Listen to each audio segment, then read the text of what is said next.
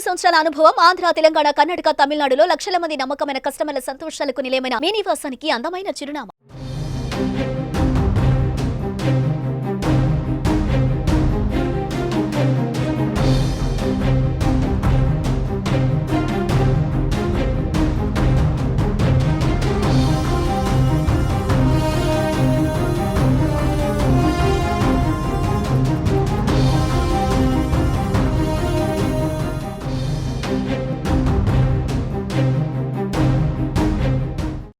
టాలీవుడ్లో తీవ్ర విషాదం నెలకొంది. ప్రముఖ నటుడు కోటా శ్రీనివాసరావు కన్నుమూశారు. గత కొంతకాలంగా అనారోగ్యంతో బాధపడుతున్న ఆయన జూలై 13న తెల్లవారుజామున 4 గంటలకు ఆయన ఫిలిం నగర్లోని తన నివాసంలో తుది శ్వాస విడిచారు. ఆయన వయస్సు 83 సంవత్సరాలు. గత 4 దశాబ్దాల సినీ ప్రయాణంలో ఎన్నో విలక్షణ పాత్రలను పోషించారు కోటా శ్రీనివాసరావు. 750కి పైగా చిత్రాల్లో నటించారు. కోటా మృతితో చిత్ర పరిశ్రమలో తీవ్ర విషాదం నెలకొంది.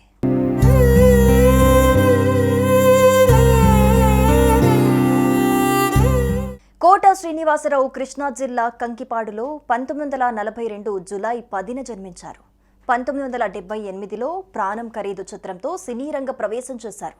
తెలుగుతో పాటు తమిళం, హిందీ, కన్నడ, మలయాళ భాషల్లో నటించారు. ఆయన తండ్రి సీతారామాంజనేయులు డాక్టర్. చిన్నప్పటి నుంచి తండ్రిని చూస్తూ పెరిగిన కోటాకి తను కూడా డాక్టర్ కావాలనుకున్నాడు. అయితే చదువుకుంటున్న రోజుల్లో నాటకాలు వేస్తూ ఉండటంతో కోటా శ్రీనివాసరావు మనసు నటన వైపు మళ్లింది.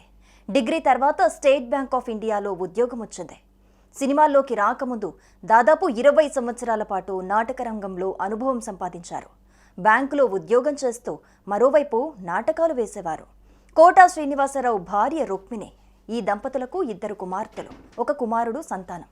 రోడ్డు ప్రమాదంలో ఒక్కగానొక్క కుమారుడు కోటా వెంకట ఆంజనేయ ప్రసాద్ ప్రాణాలు కోల్పోవటంతో కోటా బాగా కృంగిపోయారు. కోటా శ్రీనివాసరావు తమ్ముడు కోటా శంకర్రావు కూడా నటుడే.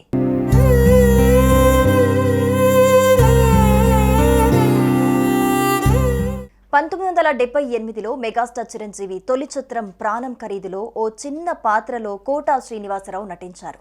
తర్వాత అమరజీవి, బాబాయ్ అబ్బాయి, వందే మాతరం తదితర చిత్రాల్లో నటించినా అంతగా గుర్తింపు రాలేదు. ఈ దశలో ప్రతిఘటన చిత్రం ఆయనకు బ్రేక్ తీసుకొచ్చింది. శాంతి నివాసం, రేపటి పౌరులు, మండలాధీశుడు, యముడికి మొగుడు వంటి వరుస హిట్లతో కోటా ఇక వెనుదిరిగి చూసుకోలేదు. విలన్గా, క్యారెక్టర్ ఆర్టిస్ట్గా, కమీడియన్గా ఏ పాత్ర వేసినా పరకాయ ప్రవేశం చేసేవారు కోటా.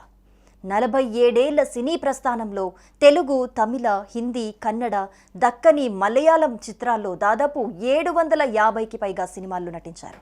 ఆయనలో నటుడే కాకుండా డబ్బింగ్ ఆర్టిస్ట్ కూడా ఉన్నారు. తమిళ నటులు గౌండమణి, మణివన్నన్లకు తెలుగులో ఆయన గాత్రదానం చేశారు. ఇక కోటా శ్రీనివాసరావు మంచి సింగర్ కూడా. అక్కినేని అఖిల్ నటించిన సిసింద్రిలో, ఓరినాయను, గబ్బర్ సింగ్లో మందుబాబులం మేము మందుబాబులం పాటలు మాస్ను ఒక ఊపు ఊపాయి.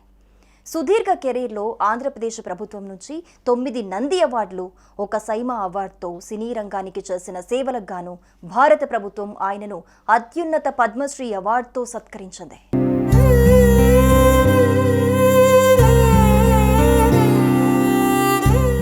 వృద్ధాప్య సమస్యల కారణంగా ఇటీవల కాలంలో సినిమాలకు దూరంగా ఉంటున్నారు. కొంతకాలం భారతీయ జనతా పార్టీలో పనిచేసిన కోటా శ్రీనివాసరావు 1999లో విజయవాడ తూర్పు నియోజకవర్గం నుంచి ఎమ్మెల్యేగా గెలుపొందారు. నడవలేని స్థితిలో ఉన్నా కూడా 2 ఏళ్ల ముందు వరకు పలు చిత్రాల్లో నటించారు. 2023లో వచ్చిన సువర్ణ సుందరి ఆయన చివరి చిత్రం. సినీ రంగానికి చేసిన సేవలకు గాను కేంద్ర ప్రభుత్వం ఆయనకు 2015లో పద్మశ్రీ పురస్కారం అందజేసింది. ప్రతిఘటన, గాయం, తీర్పు, లిటిల్ సోల్జర్స్, గణేష్, చిన్న, ఆ నలుగురు, పెళ్లైన కొత్తలో చిత్రాలకు గాను నంది అవార్డులు అందుకున్నారు కోటా శ్రీనివాసరావు. గత నెలలో సినీ నిర్మాత, నటుడు బండ్ల గణేష్ కోటా శ్రీనివాసును మర్యాదపూర్వకంగా కలిశారు. ఈ సందర్భంగా తీసిన ఫోటోలు సోషల్ మీడియాలో వైరల్ అయ్యాయి. కొంతకాలంగా బయట కనిపించని ఆయన ఆ ఫోటోల్లో బక్కచిక్కిపోయి గుర్తుపట్టలేనంతగా మారిపోయారు. ఆయన 2 కాళ్ళు నల్లగా కనిపించడంతో పాటు ఓ కాలికి వేళ్లు తీసేసినట్లు కనిపించింది. దీంతో కోటకి ఏమైందోనని సినీ ప్రియులు ఆందోళన వ్యక్తం చేశారు.